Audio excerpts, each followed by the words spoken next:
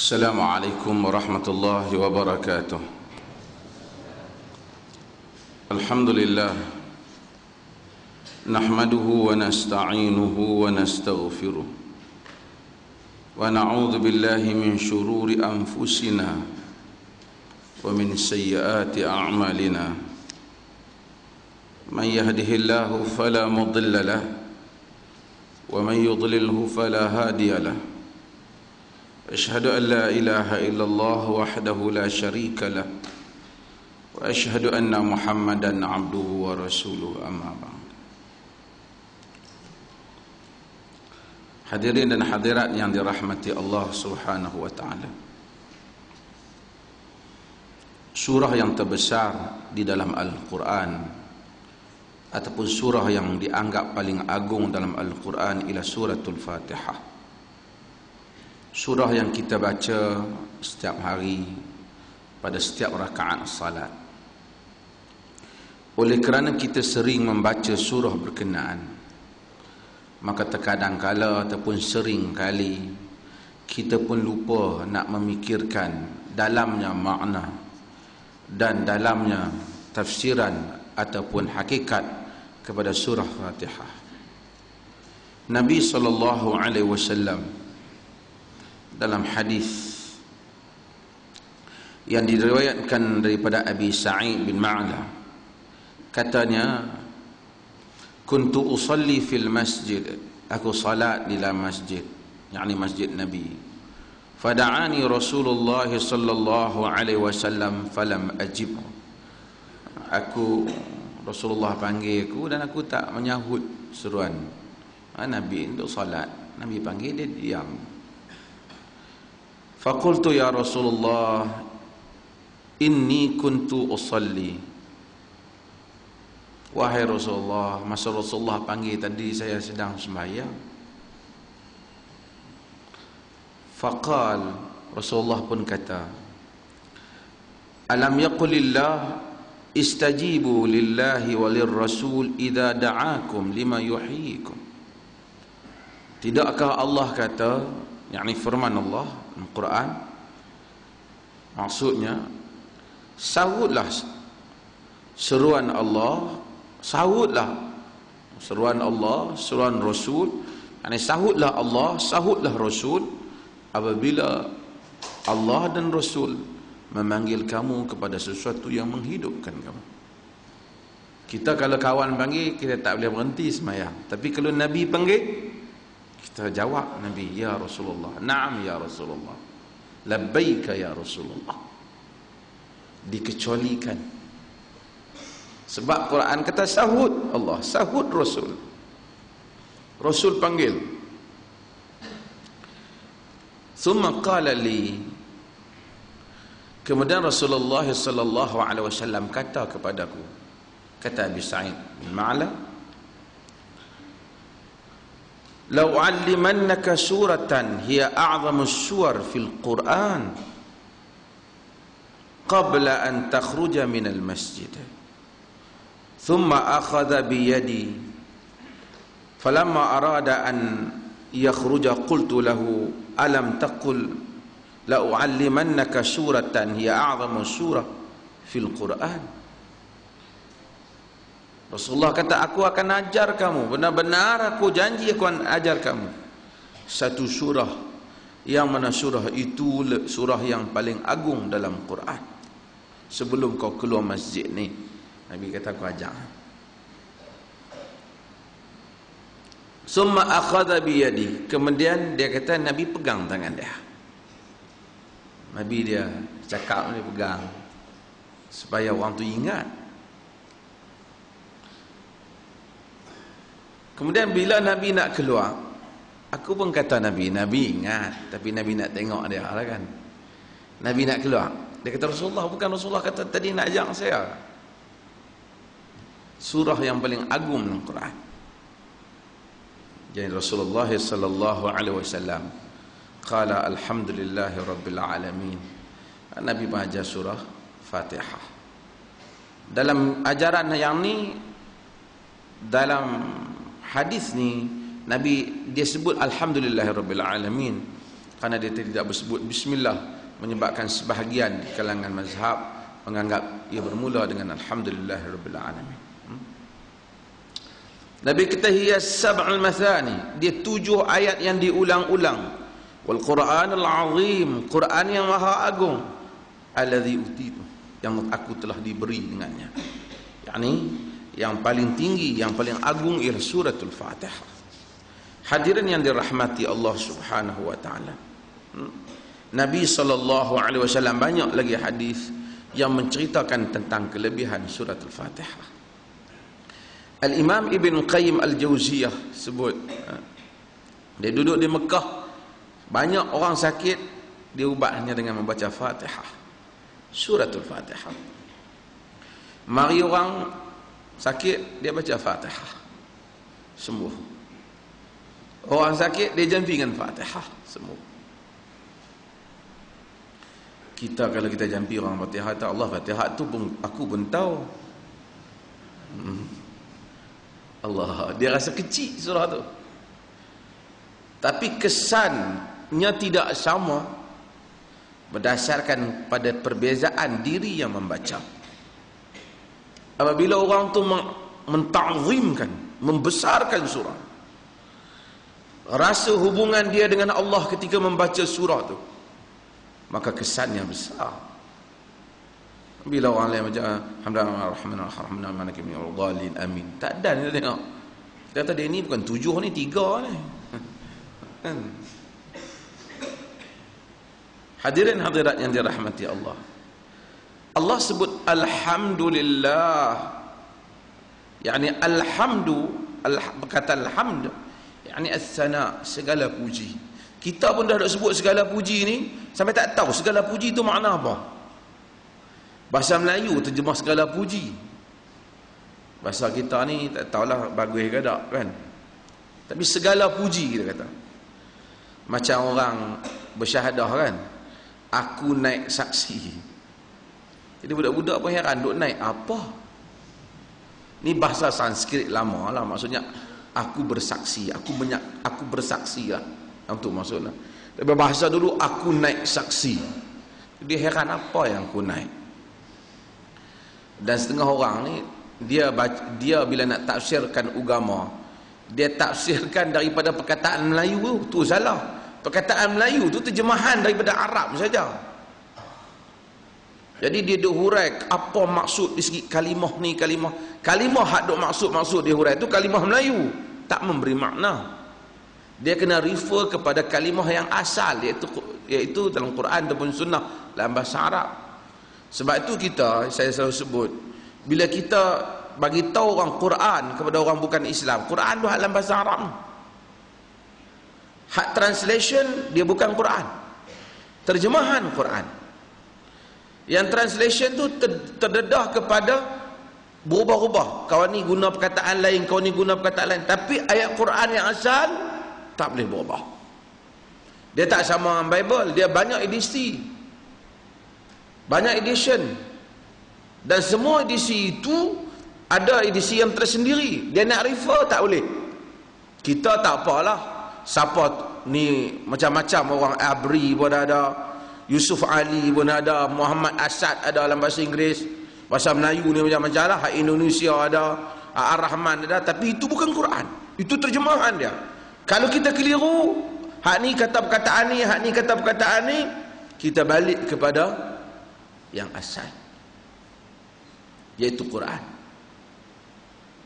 Kerana penterjemah dia kadang-kadang dia terjemah sebahagian tu apa yang ada dalam kepala dia, macam saya sebut kan, watlu alaihim naba abna adam, bacalah kepada mereka cerita dua anak Adam. Dia buat dalam kurungan tu Qabil dan Habil. Quran tak sebut pun Qabil dengan Habil. Quran kata 2 orang anak Adam. Qabil dan Habil tu hang kata. Yang hang kata tu hang ambil daripada Israiliyat. Saya tak katalah salah ke betul. Tapi bila kita kata tak ada, mana boleh ada dalam Quran, kata. Kita tak ada. Dia ada hujah kita Quran terjemahan tu. Itu bukan, itu penterjemah.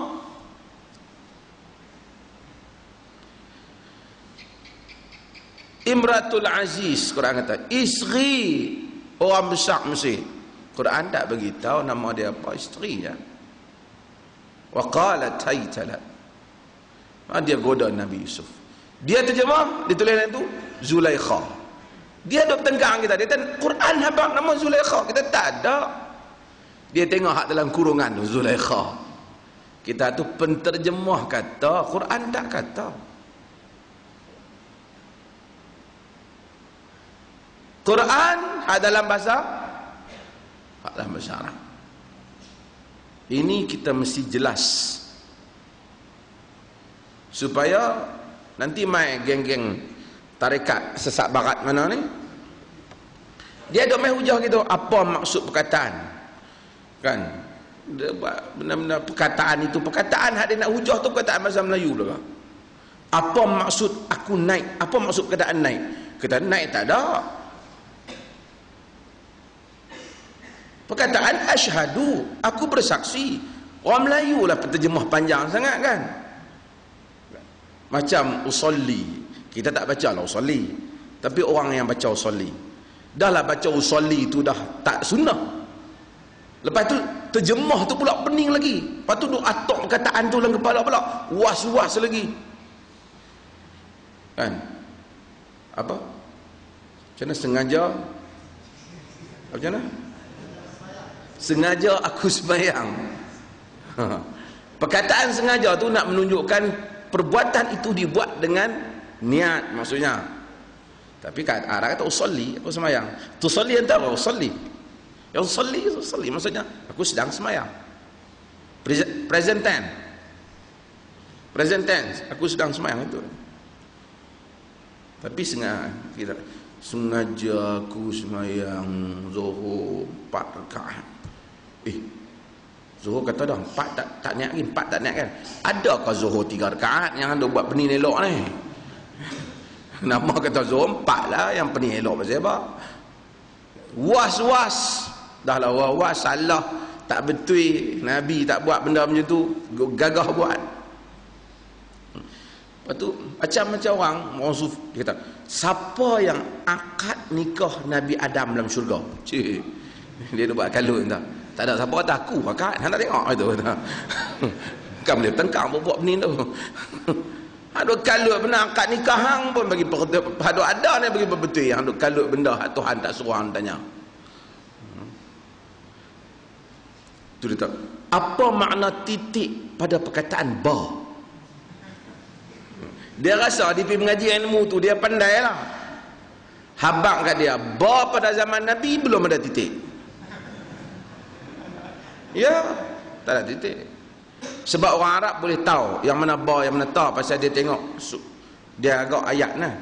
Kemudian bila ada orang tak tahu baca semua, bubuh titik baru itu bubuh titik untuk orang ajar baca. Dia duk kalut titik tu. Titik tu dia kata lambang apa? Satu-satu. Ni ta hak titik 2 tu. Cari pula. Tu mata tu. Tu hak ta titik 3 tu. Dia pening lah. Hak betulnya tu. Jim. Ni jim. Ada titik. Dia jim ada mata. Tu jim. Jin tak ada mata. Jim mata buta. Ni macam jin juga atas. Jim pakai toncit. Hak tu mah hajak ada.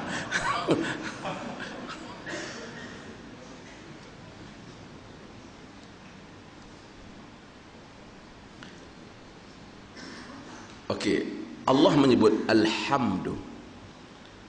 Maksudnya segala ni kita kata maksud keseluruhan pujian ini lillah, untuk Allah.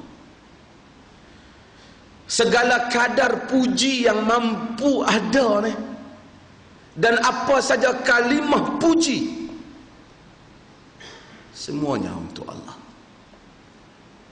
Bayangkan seorang hamba kata segala puji ya Allah, tak ada lah apa lagi yang baki daripada pujian melainkan semua untuk engkau. Engkau siapa? Engkau Rabbul Alamin. Engkau Rabb, bukan ilah. Ilah sembah. Rabb yang mencipta, yang merezekikan, yang mentadbir. Al-Alamin, bukan alam. Al-Alamin, seluruh alam. Berapa banyak alam Allah tak tahu kita. Alam manusia, di kalangan manusia alam dia tak sama. Kita pun bahagi dah. Alam sekolah rasa lain, alam ni rasa lain, alam jin lain, alam syaitan lain, alam ikan lain, alam tumbuh-tumbuhan lain. Nu tak kira lagi virus, alam kepada atom, proton, neutron, tak cerita lagi. Berapa banyak alam dalam dunia ni. Semua alam itu, sama ada ikan di laut, alam di udara, dan di langit yang tinggi, Rabbul Alamin, kepada dia pujian. Ar-Rahman, Ar-Rahim. Dia Ar-Rahman, dia Ar-Rahim. Kita pun disebut rahmat. Rahmat Tuhan lah kat aku. Rahmat daripada perkataan itu yang sama, Ar-Rahman, Ar-Rahim. Ar-Rahman lebih luas. Semua siapa saja. Jangan tanya siapa orang kapiak kaya pada kita. Ar-Rahman. Pasal apa anak dia pasal segak pada anak kita? Ar-Rahman. Dia bagi. Dia semayang subuh dak, turun-turun bintang kat jala ikan lebih daripada kita. Dia bagi. Dia bagi. Ar-Rahim, sebahagian para ulama tafsir kata dia khususkan untuk orang-orang yang saleh di kalangan hamba-hambanya di akhirat kelak. Kemudian baru kita kata Maliki Yaumiddin. Maliki Yaumiddin atau Maliki Yaumiddin, kedua-duanya Al-Quran. Yaumiddin, sebab itu wa ma adraka ma yaumiddin, wa ma adraka ma yaumuddin. Kamu tahu tak bagaimanakah jalannya untuk kamu tahu apa itu yaumuddin? Allah tanya, summa ma adra ma yaumuddin. Kemudian kamu tahu tak? Kemudian hampa ingat tak? Hampa tahu tak apa jalannya? Hampa nak tahu apa itu yaumuddin. Tuhan ulang banyak kali. Yauma la tamliku nafsun li nafsin syai'a wal amru yauma idzin lillah. Hari itu siapa tak ada kuasa? Semua urusan Allah Ta'ala punya. Maliki Yaumiddin. Bila kita sebut, semua orang bila kita hidup siang ni, orang tu ada kuasa, orang ni ada ni, orang ni kata hak aku, orang ni kata yang ni wilayah dia punya, tanah ni dia punya, kerajaan ni dia punya, yang ni dia berkuasa. Tapi kita akan sebut Maliki Yaumiddin. Bila mari Yaumiddin, tak ada dua kuasa, tak ada tumpang-tumpang sikit pun tak ada. Hak dunia ni tak Yaumiddin, dia ada bagi juga. Kau ni ada sikit yang tu, kau ni ada sikit yang ni. Tapi Maliki Yaumiddin, dia memiliki Yaumiddin. Setelah kita tahu itu, kemuncak kepada Quran keseluruhannya. Iyyaka na'budu wa iyyaka nasta'in. Tuan-tuan, semua hak kita mengaji, apa saja dari pengajian agama, apa saja semua orang ajak, dia satu saja matlamat dia. Iyyaka na'bud wa iyyaka nasta'in. Iyyaka na'bud, iyyaka engkau. Sebab tu dia terjemah hanya engkau. Pasal dia mula iya dulu. Dia tak kata na'budu iyyaka wa nasta'in iyyaka. Iyyaka na'budu wa iyyaka nasta'in. Iyyaka dulu, iyyaka dulu. Maksud, hanya engkau kami sembah, kami ibadat hanya engkau. Tak ada orang dua tiga cara put sembah yang ni sama, tak ada. Orang yang salat, orang yang Fatihah bersih tauhidnya, tak ada syirik. Wa iyyaka nasta'in, dan hanya engkau kami mohon pertolongan. Tapi kalau dia semayang, dia pohon pertolongan selain daripada Allah, dia tidak, dia bukan hamba yang menghayati Fatihatul Kitab. Dan perjuangan kita dalam sunnah ini nak menegakkan iyyaka na'bud. supaya orang hanya sembah Allah dengan cara yang Allah mau. Ramai orang sembah Allah tapi dengan cara yang mereka mau. Hak pi hengguk di tu, hengguk di sini, cukok kepala, pakai baju kuning, semua kata sembah Tuhan. Tapi kita sembah Allah dengan cara yang Allah mau, maka kita tak tambah. Dia kata maghrib 3, dia kata isya 4. Kalau kita tajin lebih nak buat 8, 6, 7, kita tak buat. Iyyaka na'bud, kami sembah engkau. Lagi kena ada ayat selepas dia, iyyaka na'bud wa iyyaka nasta'in, kami minta tolong kat kau. Orang yang semayang tak pernah pergi kat bomo. Orang yang semayang tak pergi tilik kat orang.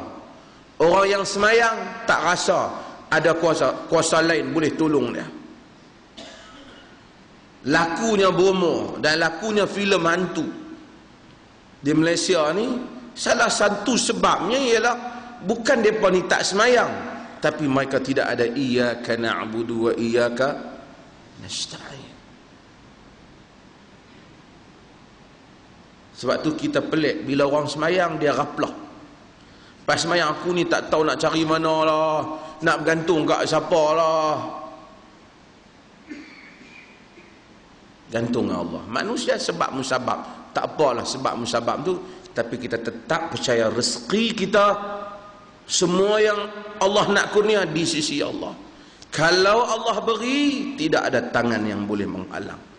Kalau Allah halang, tidak ada tangan yang boleh memberi. Allahumma la mani' lima a'taita wa la mu'tiya lima mana'ta. Tuan-tuan, percaya yang ni dalam hidup kita. Percaya. Manusia rancanglah apa pun kita percaya. Tuhan bagi, tak ada siapa larang. Tak ada siapa boleh halang. Tuhan halang, tak ada siapa boleh bagi. Walaupun orang kata, saya ada kawan baru ni, dia kata orang yang paling mudah di Malaysia ni nak dapat apa-apa pun pekerjaan ke urusannya ialah orang mengandung. Mai orang kalau orang cacat tangan ke, buta ke apa, kalau pergi minta apa pun dengan lawan orang mengandung, menang kat orang mengandung. Sebab kata dia, orang mengandung ni dia ada orang dalam. Bila ada orang dalam, semua benda boleh lah, ya tak?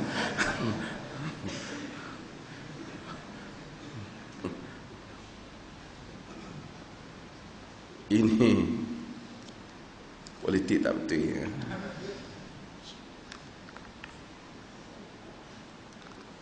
Hadirin yang dirahmati Allah Subhanahu wa taala.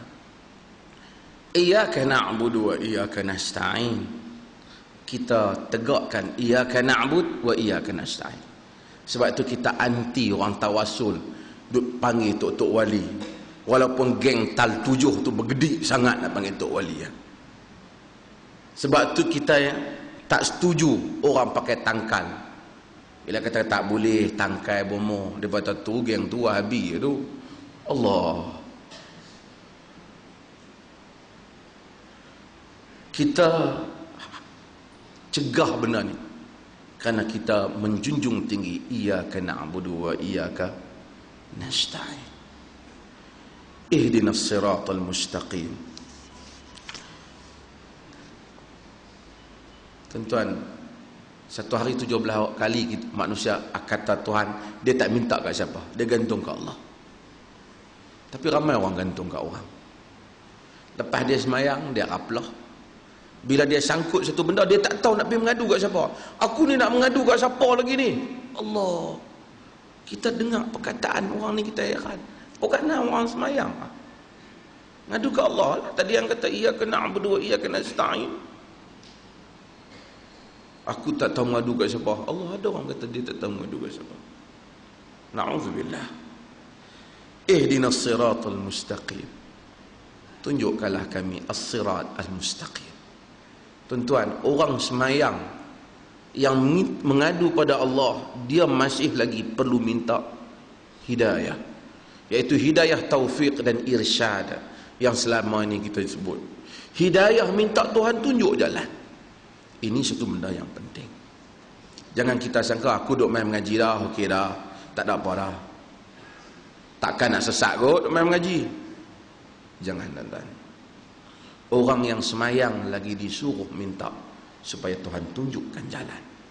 Duk tengah semayang tu, semayang dah, tapi bukan semua yang semayang menemui, setelah dia tahu semayang yang betul, Tuhan yang betul, belum tentu diberikan kurniaan perasaan yang betul untuk duduk dengan iman yang betul. Saya dengar orang bagi ceramah motivasi, sedapnya punya ceramah. Lama saya dengar. Pandai orang motivasi ni, macam-macam idea dia apa. Cara nak didik remaja kata macam ni, sebab apa gagal orang berdakwah ni, sebab mereka tak buat macam ni, sebab macam tak buat macam ni. Orang kan dia cakap pasal dakwah, kita pun dengar kena teori dia macam ni, langkah yang pertama, langkah ketiga, oh hebat, dia atas kertas hebat. Macam pengulas bola sepak, dia duk ulas dalam TV, kawan duk main di padang. Dia kata patutnya dia mau duduk belah sana. Hang pandai, suruh hang turun lebih, kalau tidak lama orang lantik hang main. Orang suruh hang duduk di kerusi tu pasal hang tak kerti main. Orang ni, saya bukan kata salah, orang nak ulas pasal dakwah ni boleh, tapi dia kena pendakwah.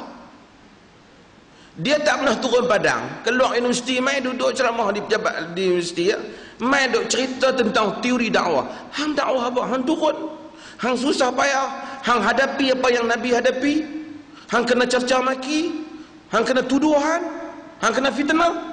Kalau hang lalui semua tu, kemudian hang cerita tentang dakwah, okey, pengalaman pendakwah.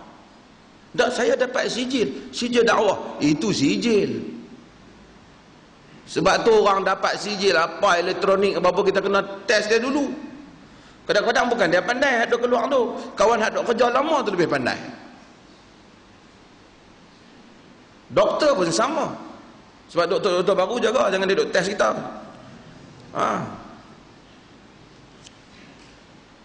Jadi tikus mondok kita.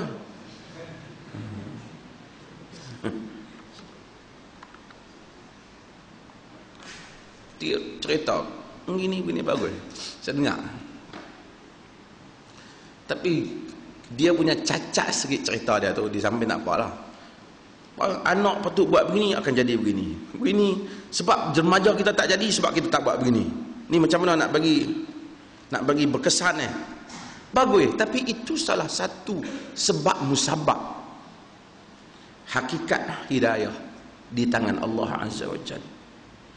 Hamba itu perlu nak kepada hidayah, Allah memberikan hidayah. Kalau hamba tu tak mau hidayah, hang tak payah main penceramah, hang teori apa pun tak jadi. Takkan kita lebih pandai daripada Nabi Nuh? 1000 tahun dakwah, 80 orang. Takkan nak kata dia tak pergi kursus dakwah? Kita kata leceh dia, tak jadi. Anak dia pun tak jadi. Isteri dia pun tak jadi. Nabi Lut pun sama, isteri dia durhaka. Takkan kita nak kata tak jadi. Depa ni tak belajar kaedah dakwah. Allah. Nabi Muhammad sallallahu alaihi wasallam, orang Mekah yang sanjung dia, suruh dia keluar daripada Mekah, halau dia keluar. Takkan nak kata dakwah tak jadi.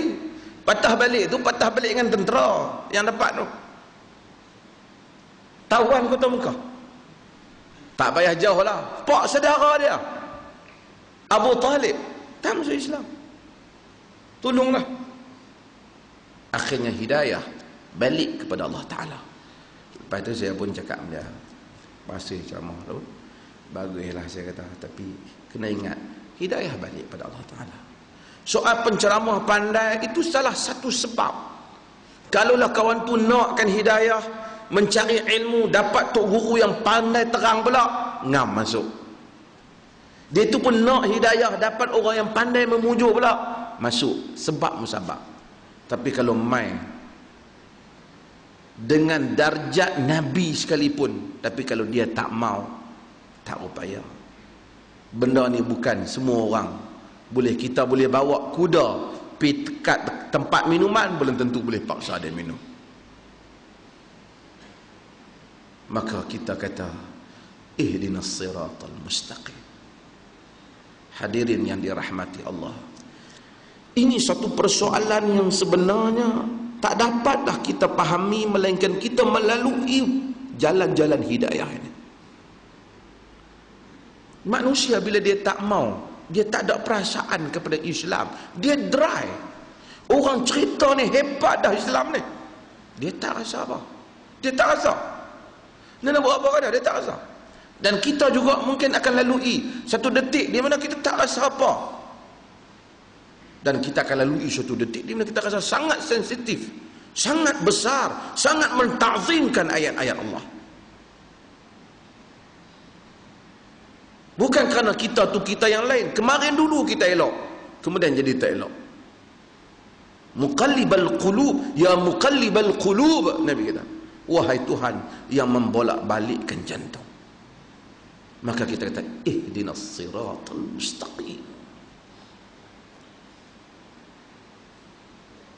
Jadi kita bangun tengah malam tahajud pun ihdinas siratal mustaqim.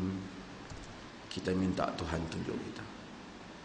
Nabi bila bangun, Nabi kata Allahumma ya Rabbal Jibril wa Mikail wa Israfil alimul ghaibi wasyahada fatirus samawati wal ard alimul ghaibi wasyahada anta tahkum baina ibadika fima kanu fihi yakhtalifun ihdini lima ikhtulifa fihi minal haqq innaka tahdi man tasha'u ila siratin mustaqim. Allah azim.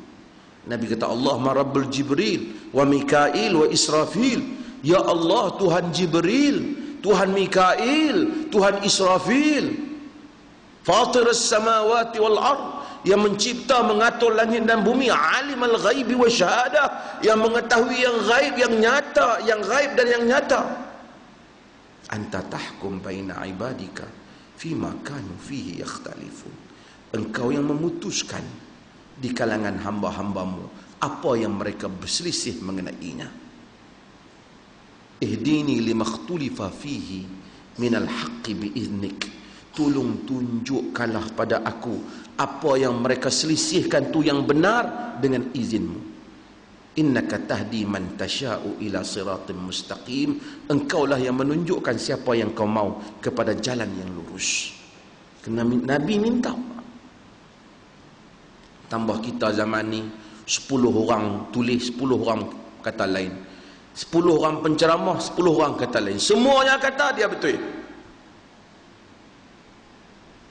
Kita kata Allahumma Rabbal Jibril, wahai Tuhan Jibril, Tuhan Mikail, tolong tunjuk. Nak kira sedap, ramai orang sedap cakap. Nak kira lancar, ramai orang lancar lidahnya. Tapi siapakah yang bersama dengan hidayah Allah? Kadang-kadang kita pening. Orang yang hebat pening. Tambah orang yang baru belajar pening. Tak dapatlah kita mencari jalan ini jika tidak dibantu oleh Allah Ta'ala. Maka kita kata ihdinas siratal mustaqim. Kita bangun lagi, Allahu Akbar, kita baca iftitah, antara iftitah Nabi tadi Allahumma Rabb Jibril wa Mikail wa Israfil.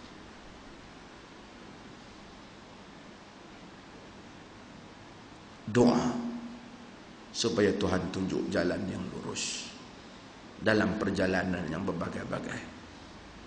Siratal ladzina an'amta alaihim. Jalan-jalan, jalan mereka yang an'amta, engkau nikmatkan alaihim, ke atas mereka. Siapa yang Allah nikmatkan?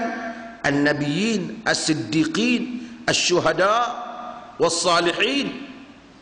Allah, nabi, siddiqin, orang yang benar janji dia dengan Allah, para syuhada dan orang yang saleh. Ghairil maghdubi alaihim, bukan jalan yang orang yang kau marah. Kita bila tanya, orang kata jemaah, orang akan tafsirkan jalan yang Tuhan marah, orang Tuhan marah, Yahudi. Yahudi satu puak, maghdubi alaihim, tapi satu puak lagi ialah sama dengan Yahudi, orang yang ada ilmu. Yahudi itu mewakili kelompok Itu tafsiran yang merujuk pada Yahudi. Yahudi maghdub, Allah marah pada mereka. Sebab apa? Mereka ada ilmu, tapi mereka sesatkan orang. Bukan dia tak tahu agama tak bagi. Maghdubin alaihim bukan orang jahil tepi jalan. Maghdubin alaihim ialah geng ustaz-ustaz, tok guru, ahlul kitab, yang mana mereka itu ada pengetahuan, tapi mereka menyeleweng pengetahuan mereka. Maghdubi alaihim.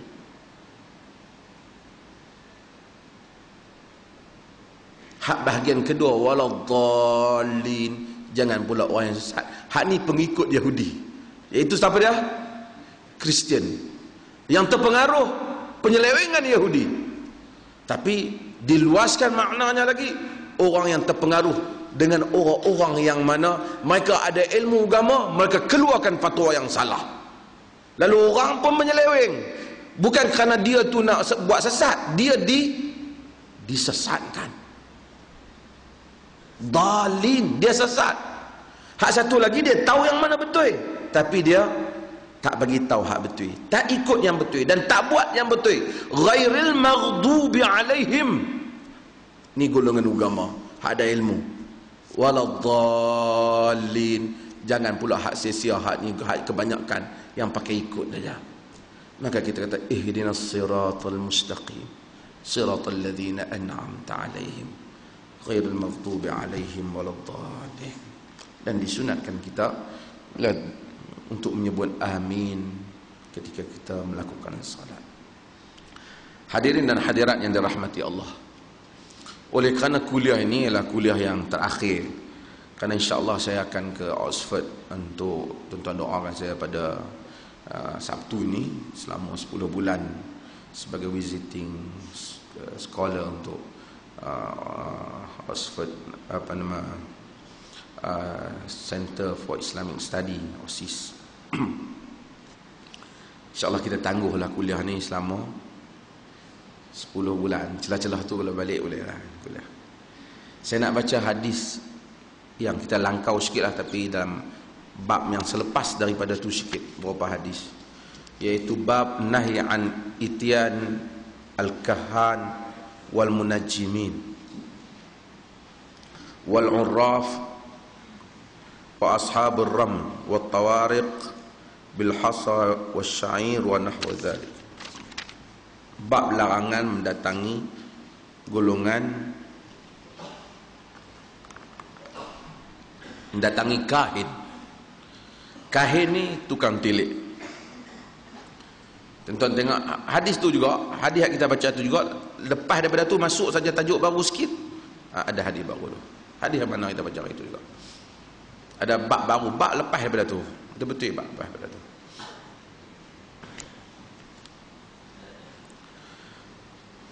Saja kita baca hadis ni pasal reaksi kepada hantu bonceng. Tak ada kerja bila hantu bonceng. Wa an Aisyah radhiyallahu anha qalat, daripada Aisyah radhiyallahu anha katanya, sa'ala Rasulullah sallallahu alaihi wasallam, sa'ala Rasulullah, salah bagi dah, hak bagi kitab saya aku tuan-tuan tak tahu, unasun anil kahhan faqala laisu bi syai'. Sa'ala Rasulullah sallallahu alaihi wasallam, yakni Rasulullah, unasun, sekumpulan orang tanya Rasulullah sallallahu alaihi wasallam anil kahhan, mengenai kahan. Kahan ni terjemah bahasa kita tukang tilik lah, kahin. Siapa saja yang dia habaq benda apa nak mai, dia tengok anak hang ni, aku duk tengok ni cara dia dengan mata ni, esok ni nak jadi orang sekian-sekian. Kahin. Kahin ni Nabi SAW, dia ataupun kita sebut arraf pun boleh. Arraf kadang-kadang dibezakan sedikit antara arraf dan kahin, tapi dekatlah depa ni. Nabi kata man ata arrafan fasa'alahu an syai'in lam tuqbal lahu salata arba'ina yawman. Hadis Muslim. Siapa yang datang kepada arraf, orang haduk kenal apa-apa nak jadi ni, duk tilik ni, dan kemudian dia tanya, dia kata, hang tanya ni, orang tua ni, dia ni pandai ramal ni, dia tanya saja, tak kira betul ke tak lagi, percaya ke tak, Nabi kita tak diterima semayang dia 40 hari. Bukan semayang tak sah, kalau tak semayang satu hari pula, semayang sah, pahala tak dapat. Kalau tak semayang, kes baru lah, kes tak mayang lagi, dosa apa atas lagi main lah. Dok pergi tanya, kita tanya tak tahu betul. Sebab tu kalau kita tak percaya daripada awal, kita tanya tu tanya nak lawan dia, tu mengarut. Kita nak tanya tu tanya sebagai satu benda lucu yang mana kita nak jawab balik dia saja, kita nak kata balik ke dia. Hang nak kata apa? Tak betul. Untuk kita hujah tak apalah. Kalau kita tanya apa tu, kita pun duk balik fikir, betul juga macam dia kata tu. Macam kita duk pi baca tu, apa? Tarikh lahir bintang kita kan, ataupun tu penceramah motivasi tilik nasib tu. Apa tengok nasib anda tengah apa melalui tarikh lahir. Itu semua pi tu sekali pi 40 hari. Semayang Tuhan tak terima. Sebab apa? Pasal nak tilik nasib melalui tarikh lahir. Saya tak kata siapa-siapa lah kan, kalau siapa buat gitulah kan. Pi tanya, macam sama juga kita baca. Lepas kita baca duk balik fikir, anda akan bernasib baik hari ini jika anda bertindak dengan cara yang betul. Kita, aku hari ini nasib baik. Kadang-kadang jadi nasib tak baik. Tahu awak nasib aku tak baik tak? Dia habang dah kalau bertindak dengan cara yang betul, tak baik. Dia perkena buta kita begitulah, kita duk baca dia. Yang tulis tu bang, macam orang duk tilik nasib kot tepi jalan kan. Dia tulis nasib, betul dia bagi tahu kita sekian-sekian. Dia pun duduk tepi jalan tu. Kalau hang tengok nasib hang lah kata, kok hang boleh pergi duduk rumah elok sikit pada tepi jalan ni. Tapi tak apalah. Kahan mereka ni adalah dahulu, kahan ni sebelum kedatangan Islam, mereka ni agak hebat. Sebab mereka banyak juga membawa berita-berita yang kelihatannya benar. Disebabkan apa? Syaitan membisikkan kepada mereka berita-berita yang syaitan curi daripada langit.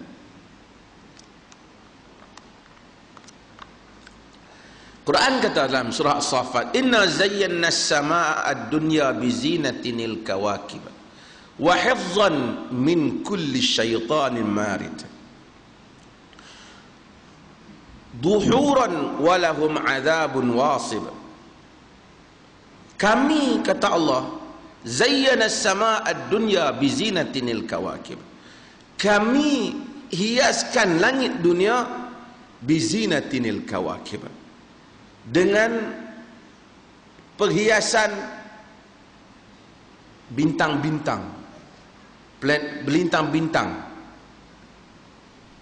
Wa hifzan min kulli syaitanin marid, dan bintang tu juga yang kita nampak cantik tu, Tuhan jadikan antara peranan dia, dia jaga langit daripada syaitan-syaitan yang jahat.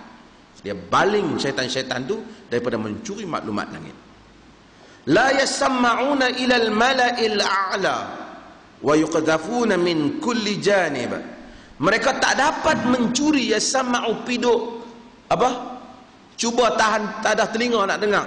Ilal mala'il a'la, kepada penduduk langit yang tinggi.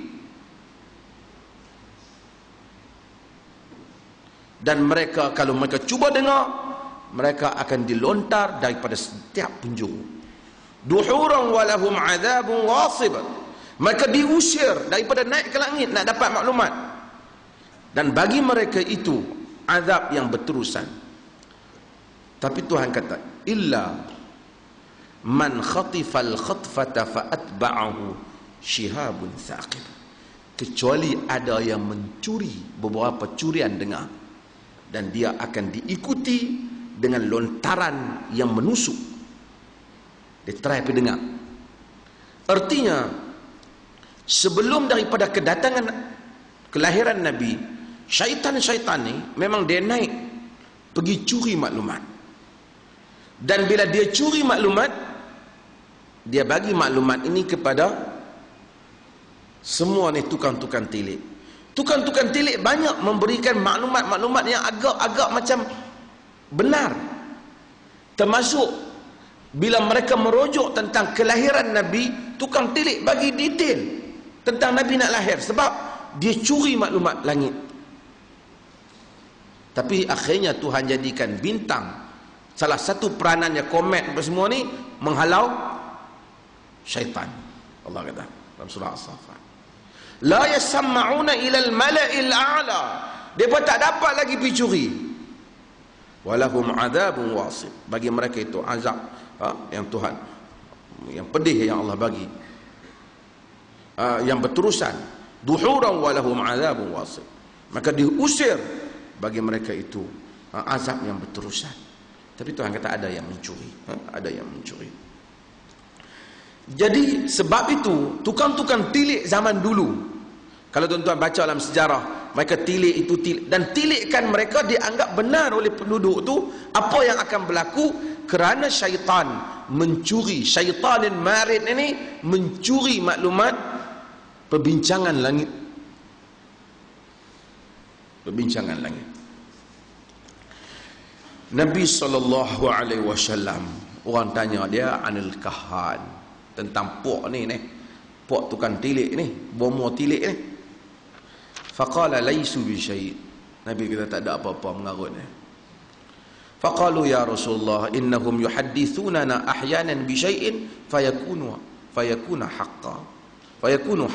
Wahai Rasulullah, mereka innahum yuhaddithunana ahyanan bi syai'in fayakunu haqqan, mereka itu cerita kepada kami sesuatu benda yang kadang-kadang betul. Hak tok bomo tilik dok habaq ni jadi sungguh. Hak dia habaq tu betul. Faqala Rasulullah, Nabi pun kata, tilkal kalimatu minal haqq yakhtafuha al-jinni fayaqurruha fi udhuni waliyihi qarrad dajjaja fayakhlituna fiha akthara min 100 kadhbah. Muttafaqun alaihi, riwayat Bukhari. Nabi kata itu kalimah yang benar yang dicuri oleh jin. Fayaqurruha fi udhuni wali, fayaqurruha, dia macam yaqur, yakni macam dia bisikkan, dia bunyikan di telinga wali dia. Pasal wali ni ada dua jenis, satu wali Rahman, satu wali syaitan. Kalau dia kata hak tuan-tuan pis ni dia ni hebat wali, kata memang wali setan. Wali ada dua, waliur Rahman. Sebab tu Ibn Taymiyah tulis kitab Baina Awliya'ir Rahman wa Awliya'is Syaitan, antara wali-wali Ar-Rahman dan wali-wali syaitan. Quran menyebut awliya'i, wali-wali syaitan. Nabi kata dia curi, dia bisikkan ke telinga walinya, qarrad dajjajah, macam bunyi ayam. Apa kita nak kata? Dia terjemah apa dalam Indonesia situ? Hak berkokok tu ayam jantan, hak ayam tina tu kita panggil apa? Apa dia kata? Apa bahasa dia terjemah? Tak ada. Tak boleh nak baca. Ha? Dia bunyi apa? Dia kata apa? Hamba baca. Saya baca Arab, hamba baca. Ha? Tak ada, dia tak terjemah. Dia bisik qar dajjaj ni, dia macam bunyi, tahu ayam tina bunyi tu? Apa panggil bunyi tu? Tahulah, nak ketok-ketok. Maksudnya dia bunyi macam ayam bunyi di telinga ni. Fayakhlitun fiha akthar min 100 kadhbah. Nabi kata bercampur aduk lebih daripada 100 pembohongan. Ada hak betul tu, tapi campur dengan hak tak benar. Dia curi maklumat, sebahagiannya Saya buat contoh simple. Bahagiannya dia curi kalimah jin. Jin ni macam-macam. Kita ni syaitan sentiasa ada dengan kita. Dan syaitan yang ada dengan kita ni, kita pergi mana syaitan tu ada. Bila kita pergi rumah bomo tu ambil maklumat kita, syaitan dia ambil maklumat daripada syaitan kita. Dia ni 2-3 hari ni apa semua. Jadi mungkin sebahagian maklumat tu kita tak tahu, tapi syaitan ni dia tahu, dia duk pergi merata, dia duk tengok kita. Dia kata, hang ni 2-3 hari lepas bukan pergi sekarang-sekarang. Betul macam tu. Buat terkejut tak kira. Duit pun duk ketang lah ni. Kan? Betul. Ada orang sekian rupa dia, tinggi-tinggi, rambut rinting-rinting, kulit gelap sikit, duk main bercakap. Ada. Ada dia tahu. Saya kenal. Bukan orang lain lah, dia tu. Hak dia habang tu betul, tapi kata tuduh hak dia tu buat tu bohong. Hak tu kerja syaitan pelaga. Tapi tang tuduh, dia kata kalau tak betul macam mana bomo boleh tahu? Dia duk heran pasal bomo tu tahu. Bomo tu ambil maklumat daripada syaitan kita, bagi pada syaitan dia. Ni semua geng-geng syaitan, kelab syaitan. Jadi dia bagi maklumat, dia bisik, dia tengok dia bagi maklumat. Hak betulnya hak tu saja. Hak lain tu bomo periak, dia perendang lah. Dia ni tak boleh selesai benda ni, nak kena buat begini pun pengeras kono ni. Abang abang lah apa pun bagi suku lah. Nak minta ingat pun malu. Abang suku dah takkan nak bagi suku dah. Buah lah RM50 suku kan. Tidak bagi suku saja, tentu dia kata kita 3 suku. Dia kata yang penting dia dapat duit, kita dapat syirik. Hadirin yang rahmati Allah, Nabi kata itu jin yang curi maklumat. Lalu maklumat tu dibisik dalam telinga dia. Dan itulah yang orang Melayu semua dok kena atas asas bomo ni habang betul. Dia boleh cerita no, aku pi mana, mak aku mana, keturunan aku hak lama-lama, semua dia habang habis. Kau nampak nak kata dia tak betul apa lagi? Syaitan dia simpan semua maklumat daripada kita lahir kecil lagi. Dia duk ikut kita merata dah. Beri maklumat, bagi kat jin, bagi kat kita percaya kat bomo. Sebab tu agama larang. Bila agama datang, agama menentang ni superstition, karut-marut. Pi cari kat bomo, sama orang tikam ekor. Pi tanya, Tok Mo apa nombor? Kalau Tok Mo tahu, Tok Mo dululah tikam, bukan hang. Apa dah bodoh semetra tu. Dia pun duduk pakai selok, duduk katok situ, rumah pun naik cerut-ceram. Tunggu hari anak runtuh. Kalau dia boleh tahu dia dululah pi tikam, pasal apa Tok Bomo tak boleh tikam? Kok melainkan Tok Bomo ada teropong hak macam Piramli tu, tanya nombor ekor, tunjuk penumbuk, tak tahulah kan. Ini semua karut yang bila agama datang, agama nak buang superstition ini. Dan saya sebut hal ni sebab apa filem kita ada kecenderungan untuk buat benda-benda karut ni. Pasal ramai orang peminat bomo ni semua mai. Dan suka tengok benda, sama ada kadang-kadang tu dia saja lah tengok, dia tak percaya, tapi dia suka karut-marut ni masuk dalam pemikiran orang. Dan salah satunya saya kata tadi, kerajaan kena luaskan ruang berkarya supaya jangan dia tak ada apa nak kaya, buat lawak bodoh dengan buat cerita hantu. Dua, satu lagi cerita cinta, bagi dia lebih luas. Antara ruang yang ada ialah satira politik, cerita-cerita tentang yang mana memberikan sindiran politik yang boleh mencetuskan kesedaran masyarakat, sama ada kepada pembangkang ataupun kerajaan, tak penting. Tapi yang ni kalau ada sikit kritikan pada pemerintah ke apa, dia tak diluluskan. Sebab tu walaupun banyak juga filem Piramli yang tak boleh pakai, macam Sumpah Semerah Padi yang menggambarkan hukum hudud dengan hukum gambaran yang salah, tetapi ada juga gambar filem-filem dia yang bagus, yang memberikan kritikan yang agak tajam kepada pihak penguasa dan kritikan yang tajam juga kepada rakyat bawahan. Dan ini perkara yang boleh kerajaan kena luaskan. Kalau tidak, tak pergi mana dia duk pusing cerita hantu, dia buat kritik orang politik, tak lului. Baik kritik hantu senang. Dan itu pun idea bomo. Bomo simple. Tapi kadang-kadang bomo ni di samping dia karut, dia kadang-kadang mengelakkan masalah. Bila setengah bomo banyak jenis lah, dia main tengok sakit perut. Dia nak tuduh, dia tak tahu nak tuduh kata makan tak bagus, aku ni marah, makan tak bagus. Apa aku makan ubat elok? Nak kata bomo selesai. Ni dia bukan ada apa. Saya tengok ni hantu raya duk makan ni. Jadi bila tuduh hantu, siapa pun tak ada marah ke dia. Dia berkelahi dengan hantu saja. Kan? Jadi hantu punya selesai, ambil telur ke apa, selesai dia dengan hantu kan. Tuduh hantu. Sebab apa? Tak ada. Kalau tuduh, ni doktor bagi ubat salah kan. Kalau dia pergi rujuk doktor, bomo kata bagi ubat salah. Dia siapa kata dia bomo? Saya doktor 5 tahun, 6 tahun belajar. Di island belajar ni baru nak lulus. Baru belajar bomo, cabar saya. Bomo jadi masalah.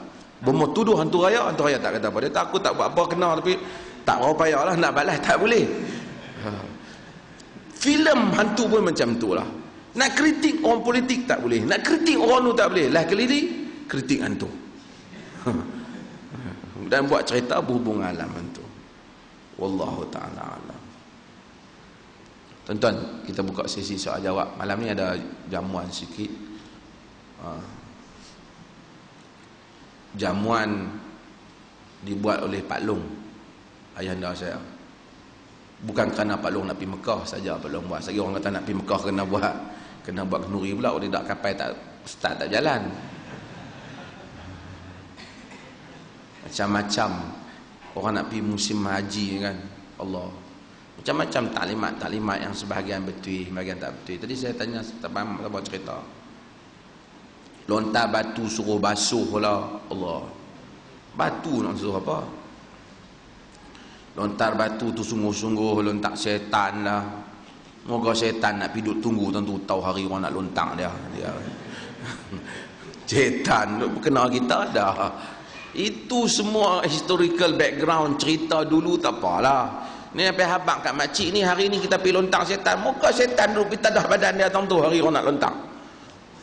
Janganlah duk bagi orang jadi keliru dengan Islam. Cerita dulu sejarah dia macam tu. Hari ni syaitan tu tak ada lah. Ceritanya manasik haji kita lontar. Tak payah duk punggai batu besar-besar kena kepala orang tu. Bukan syaitan, Pakistan. Kena Pakistan, bukan kena syaitan.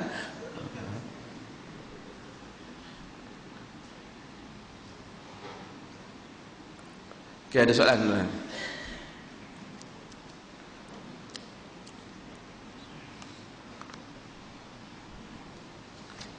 Ya.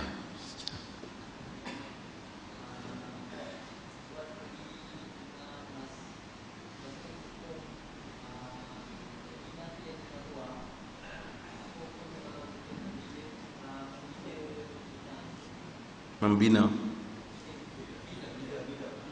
pindah dinar.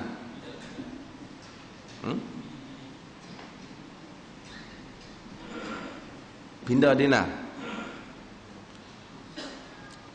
Emas dengan emas. Dalam zahab berzahab, emas dengan emas.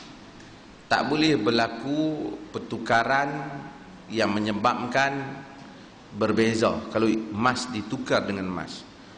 Kalau ada perbezaan pertukaran jadi riba.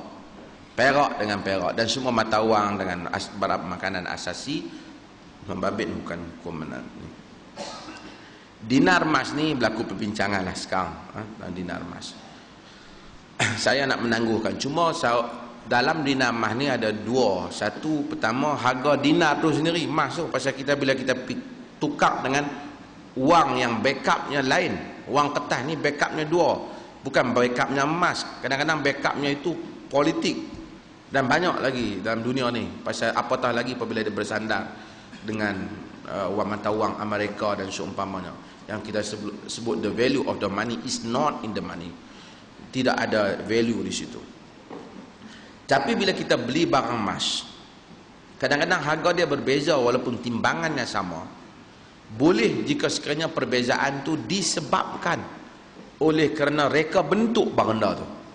Yang mana reka bentuk tu memerlukan kos. Memerlukan kos. Maksudnya kita cincin sama berat, tapi yang ni dia susah dia nak buat benda tu. Jadi oleh kerana dia ada upah pembikinan itu, maka harga dia berbeza. Kalau kerana perbezaan itu, maka tidak mengapa. Termasuklah tadi mentawang tu, dia adakah nilai-nilai itu kena nak dibincangkan lagi. Ada soalan? Ya.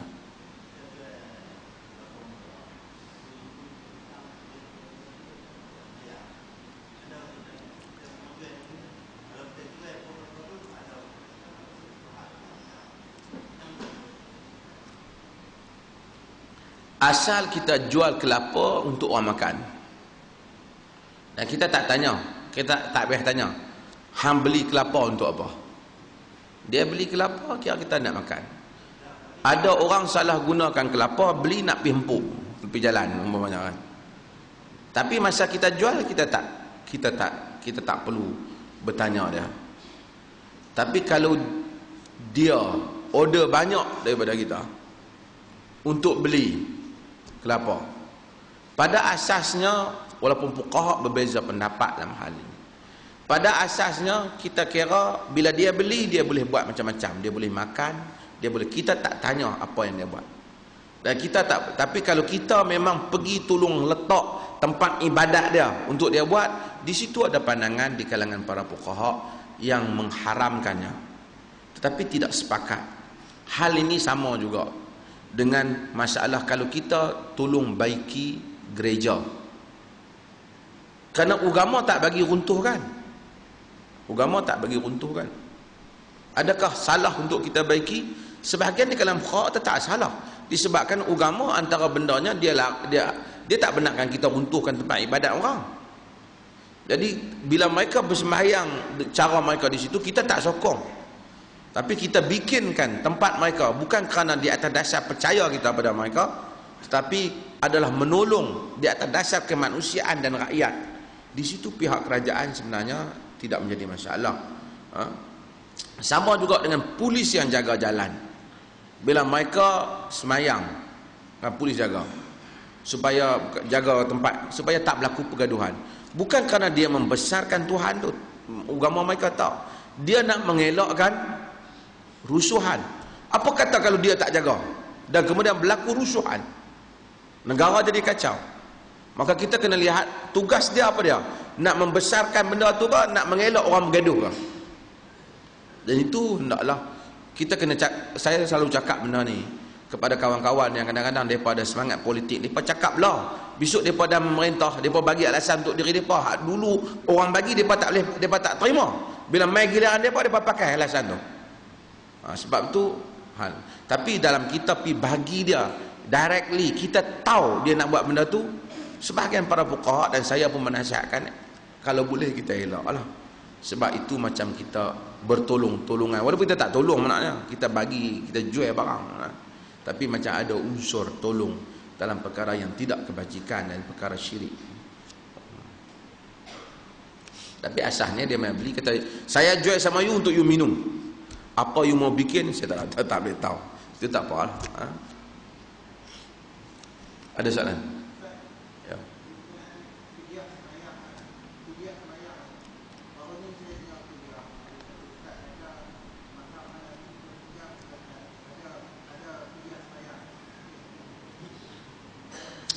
Imam Abu Hanifah tak pernah kata, ada kaul di kalangan mereka tentang fidyah sembahyang, dan kaul ni tidak kuat.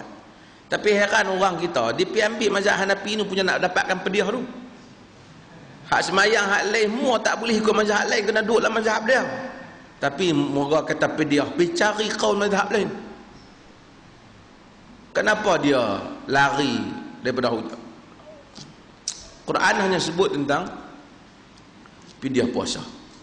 Ada riwayat yang tak kuat yang sebut tentang salat, tapi itu tidak boleh dijadikan sebagai asas. Orang yang tak salat, dia istighfar pada Allah. Kalau dia sakit, tengok dia kategori apa. Kalau dia sakit, dia sembahyang cara orang sakit. Kalau dia tak sedap sebelum meninggal tu sampai 2-3 minggu, dia tak wajibkan salat. Tapi kalau dia tak sembahyang, orang tu kata, "Mayanglah ya hoi." Bah mayanglah, aku kemudian nanti. Ulama khilaf tentang orang ini. Satulah mazhab Ahmad kata dia kafir. Karena itu pembeza. Al-ahdu bainana wa bainal kufr tarkus salat. Perjanjian antara kita dan kekufuran meninggalkan salat. Majoriti mazhab menyatakan bahawasanya dia tidak kafir tetapi melakukan dosa yang teramat besar, iaitu meninggalkan salat. Hampir menjadi kafir. Takkan nak boleh tebus dengan dia. Orang kalau yang lain tu ada masalah, ni ada masalah, tapi kalau dia tinggal sembahyang, dia memang cukup bermasalah. Memang cukup bermasalah. Sebab tu kita ikhtiarlah macam mana orang ni, kalau boleh bagilah dia salat. Pesan kat dia sembahyang, salat. Bila dia tak salat, dia lost. Dia tak tahu nak buat apa. Bila berlaku apa, Allah, dia gaplah. Tapi solat dengan faham, solat dengan iyyaka na'budu wa iyyaka nasta'in. Ada soalan? Ya.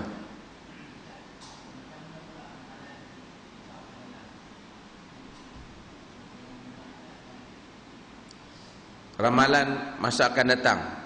Ramal ni ada apa jenis? Kita ramal benda yang kita tak ada asas, melainkan macam kita tahu yang gaib.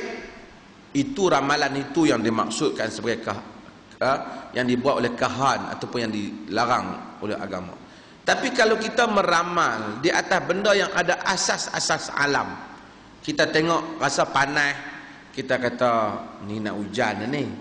Dari saintifiknya betul, wap daripada bumi ni tak boleh dihalang oleh awan yang tebal rasa panas.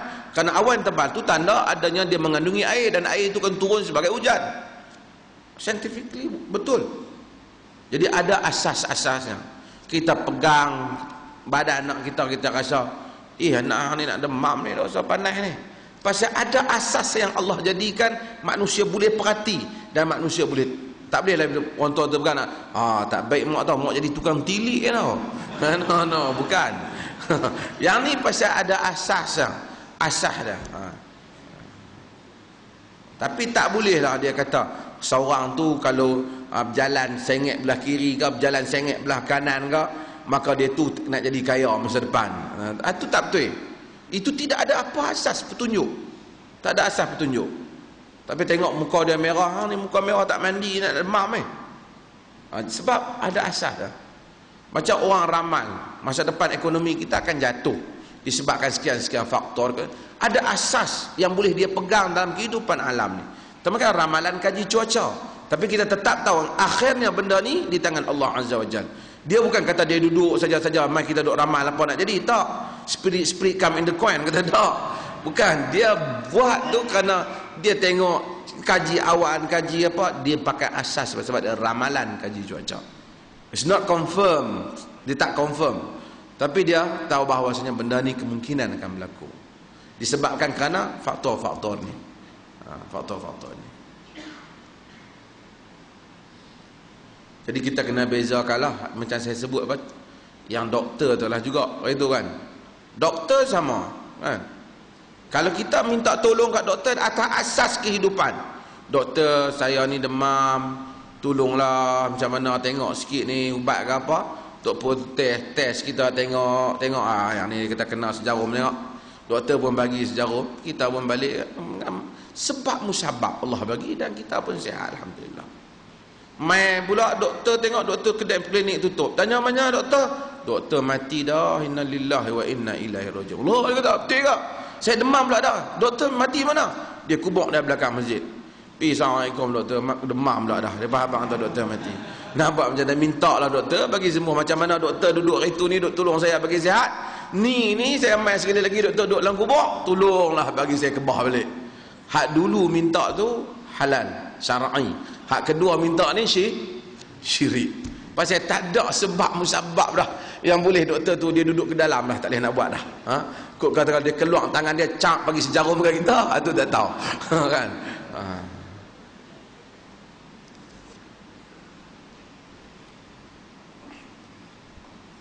Pak Haji Khalid.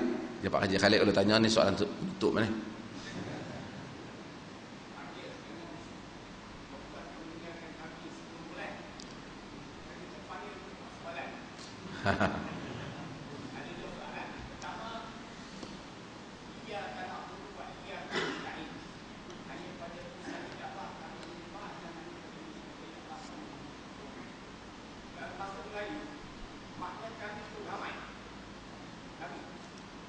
Ya.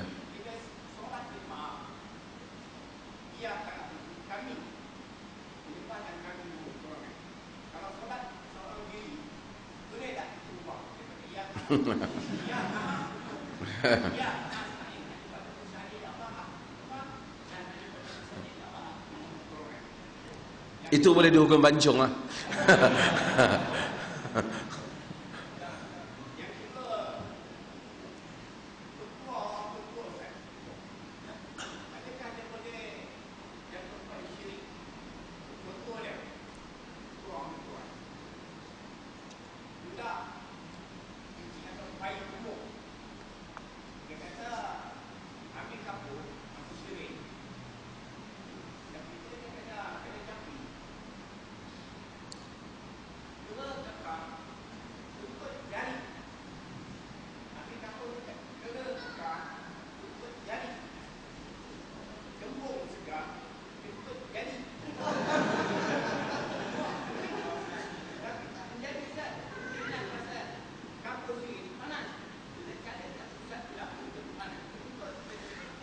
Apa kaitan perut kita dengan kera ya?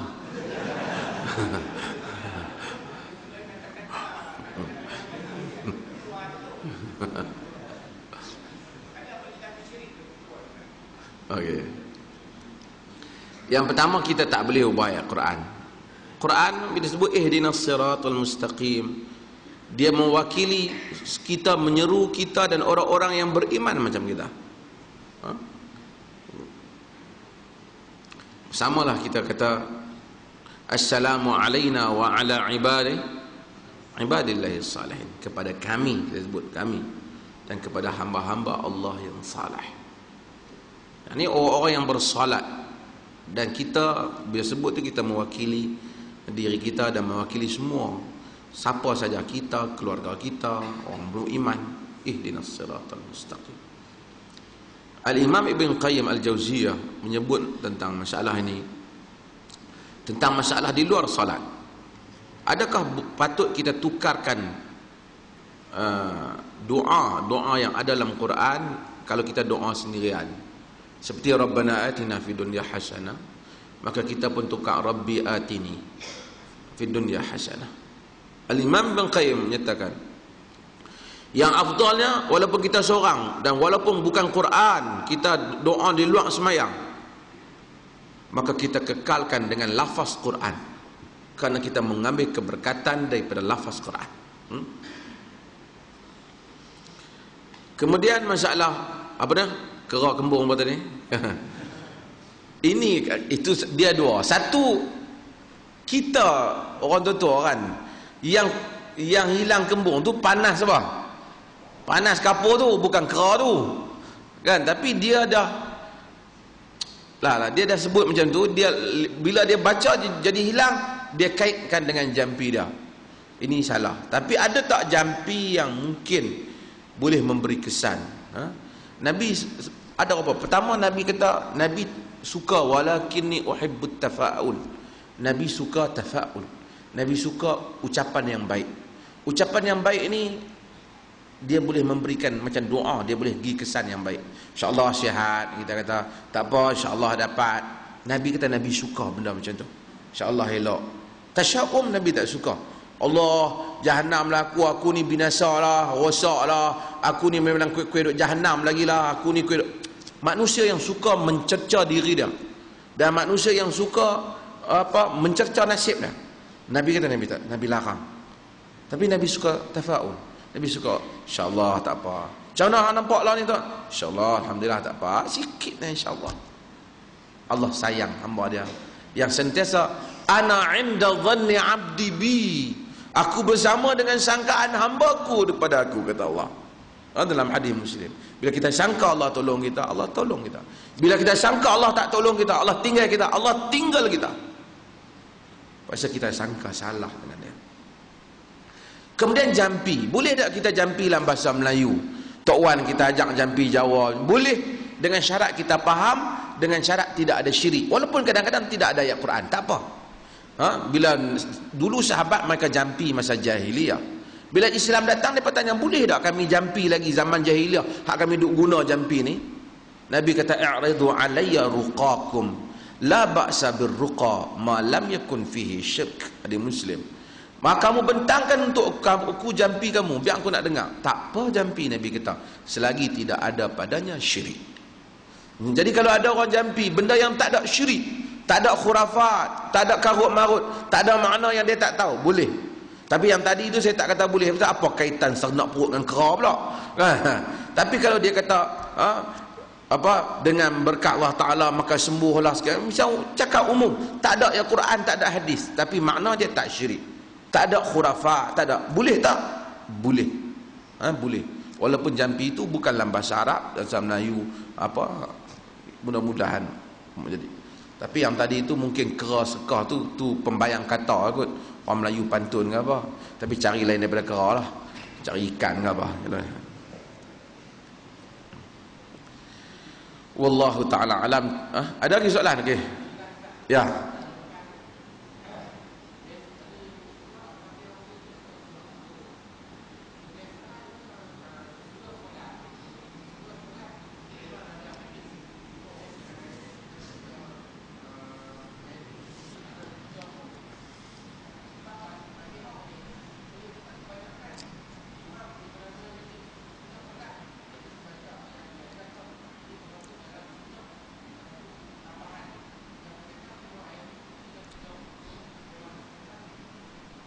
Pada umumnya Al-Quran masuk Fatihah boleh dibaca bila-bila masa saja.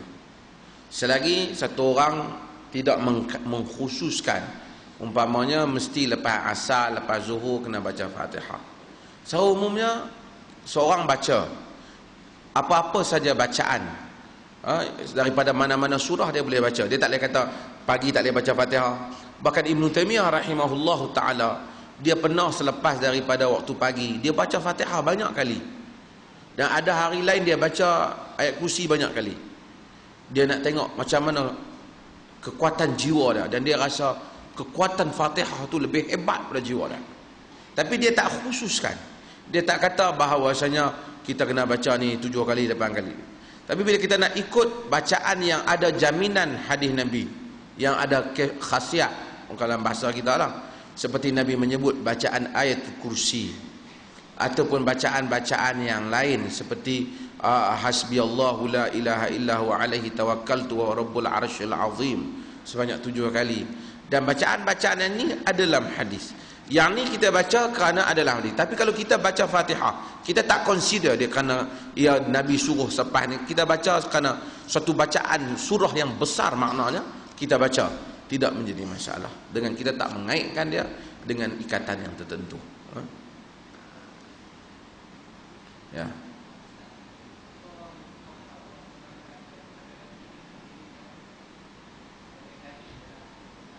Macam mana? Kami ni merujuk kepada kata-kata kebesaran. Dia bukan mesti ramai. Sebab tu kita tengok dalam buku-buku lama besar-besar dulu pun kami berpendapat, dia lah. Kami berpendapat. Pasal kita tak ada kataan beta. Mungkin orang putih pun we maksud dia golongan yang raja-raja dia pun bercakap maksud kami tu dia lah, kebesaran, bahasa kebesaran. Jadi bila dia guna kami itu merujuk kepada kebesaran bahasa dia. Tapi bila ayat-ayat yang membabitkan tauhid, Allah akan menggunakan aku. Allah akan menggunakan aku. Tapi dia akan menggunakan kami itu bahasa kebesaran. Kita tak ada bahasa Arab ni beta. Kami, kita. Mungkin terjemahan dia kita. Kami lah. Tak tahu kita. Kita pun banyak orang bahasa Melayu. Kita pun ada juga. Ada orang kadang-kadang dia seorang dia ada kami. Hari ni kami tak jadi PIN lah. Kami dah. Bukan dia mensyirikkan diri dia, tapi dia menggunakan bahasa kebesaran. Kerana dia. Tuan-tuan, akhirnya terima kasih banyak. Saya nak minta satu pertolongan, tuan-tuan. Dewan kita ni kita buat, kita nak kena hidupkan. Alhamdulillah lah kuliah saya ni ramai. Tapi bila saya tak ada nanti, kuliah ni kena mai lah juga.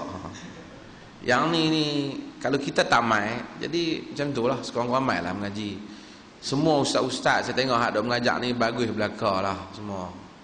Cuma kita dah dok biasa dengan seorang tu, kita mai seorang tu. Tak apalah. Tapi mai pilah mengaji.